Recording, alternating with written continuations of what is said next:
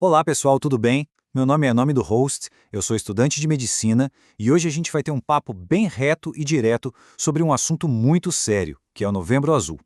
A ideia aqui é a gente conversar de verdade sobre como colocar a saúde do homem em foco. E para começar, essa frase já diz tudo. Muita gente ainda tem na cabeça aquela ideia de que se preocupar com a saúde é bobagem, é frescura. Mas a real é justamente o contrário. Cuidar de si mesmo é um sinal de inteligência, de responsabilidade, não só com a própria vida, mas com todo mundo que a gente ama e que conta com a gente. Mas tá, por que a gente precisa tanto falar sobre isso? Por que essa campanha toda? Porque a realidade do câncer de próstata aqui no Brasil é séria e a gente precisa encarar os fatos de frente. Olha só esse gráfico, pessoal. Tirando o câncer de pele não melanoma, que é um caso um pouco diferente, o de próstata é o tipo de câncer que mais atinge os homens no nosso país. Está lá no topo. Ou seja, não é uma doença rara que acontece longe, é um risco real e que está bem perto de todos nós. E para a gente ter uma ideia do tamanho disso, se liga nesse número: 60 mil. Essa é a estimativa de novos casos por ano, segundo o INCA, o Instituto Nacional de Câncer. 60 mil, é gente pra caramba. Cada um desses números é um pai, um avô, um irmão, um amigo. Uma história que pode ser diferente se a gente tiver informação e atitude. Agora, vamos entender um pouquinho melhor quem é esse tal de inimigo silencioso. É fundamental a gente conhecer o que é a próstata e por que o câncer ali é tão perigoso se a gente não descobre a tempo. Então, a primeira pergunta é essa: para que serve a próstata afinal? Todo mundo ouve falar, mas nem sempre sabe qual é a função dela no nosso corpo. E a explicação é bem mais simples do que parece. Essa ilustração aqui ajuda a gente a visualizar. A próstata é essa glândula pequena, mais ou menos do tamanho de uma noz, que fica logo embaixo da bexiga. A função principal dela? Produzir uma parte do líquido que forma o sêmen, que é essencial para proteger e transportar os espermatozoides. Ou seja, ela tem um papel super importante no sistema reprodutor.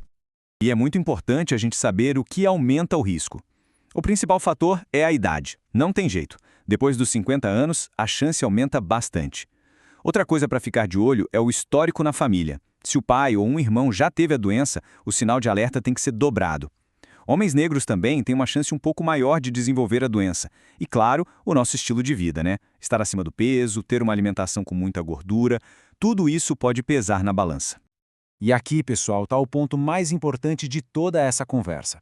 Por que inimigo silencioso? Porque no comecinho, o câncer de próstata não avisa que chegou. Não tem sintoma. Não dói, não incomoda, nada.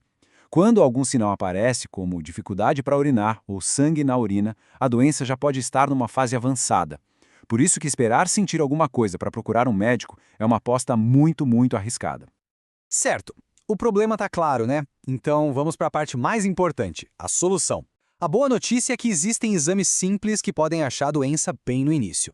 E é sobre eles que a gente precisa falar abertamente, sem preconceito. A detecção precoce se baseia em dois exames que trabalham juntos. O primeiro é o PSA, que é um exame de sangue normal. Ele mede uma proteína que a próstata produz. Se o nível dessa proteína sobe muito, é um alerta de que algo ali precisa ser investigado. O segundo é o exame de toque retal. Ele é super rápido e é com ele que o médico consegue sentir de fato se tem algum caroço ou alguma área mais dura na glândula. E o mais importante, um não substitui o outro, tá? Eles se completam para dar um diagnóstico preciso. Essa imagem aqui, olha, ela resume tudo. A gente sabe que existe muita piada, muita vergonha em volta do exame de toque. Mas a verdade é essa aí. São alguns segundos de desconforto que podem garantir muitos e muitos anos de vida. A conta é simples. O preconceito não pode valer mais que a saúde. E é bom a gente lembrar que o Novembro Azul é só o começo da conversa. O cuidado com a saúde do homem vai muito além da próstata. É um compromisso que tem que ser com o corpo inteiro. Por exemplo, tem que ficar atento ao câncer de testículo, que costuma aparecer em homens mais jovens. As doenças do coração, como infarto e derrame, também são uma preocupação gigante.